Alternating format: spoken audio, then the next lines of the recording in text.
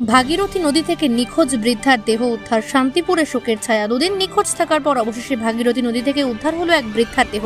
পরিবার সূত্রে খবর, মৃতা স্থানীয় এক মৎস্যজীবী পরিবারের সদস্য ছিলেন। গত দুদিন আগে তিনি নৌকায় করে মাছ ধরতে গিয়েছিলেন। সেই সময় আচমকা নৌকা থেকে পড়ে যান বলে অনুমান করা হচ্ছে। এরপর থেকেই তার কোনো খোঁজ মেলেনি। আর পরিবার এবং স্থানীয় সূত্রে খবর, গত দুদিন ধরে বিভিন্ন স্থানে খোঁজাখুঁজি চালালেও কোনো সন্ধান মেলেনি। ভাগীরথী নদীতে একটি দেহ ভাসতে দেখা যায়।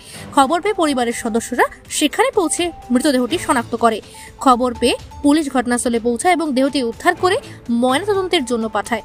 এই ঘটনায় শান্তিপুর বেলঘড়িয়া এলাকায় নেমে এসেছে গভীর শোকের ছায়া। নদিয়া থেকে জগন্নাথ মণ্ডলের রিপোর্ট, সি প্রাইম নিউজ।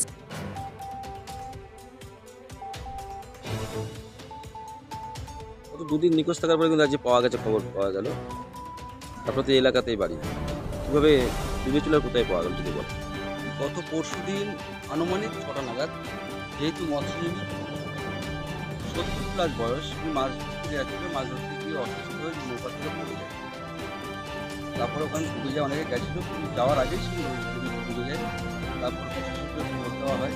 কালকে প্রশাসনের লোক এসেছিল, আমাদের স্থানীয় যারা ডুবুরি তারাও অনেক তল্লাশি করে গত 2 দিন ধরে খুঁজে পাওয়া যায়নি। আজকে আবার আমাদের এখান থেকে ট্রলারে করে চাকদার উদ্দেশ্যে যাওয়া হয়েছে।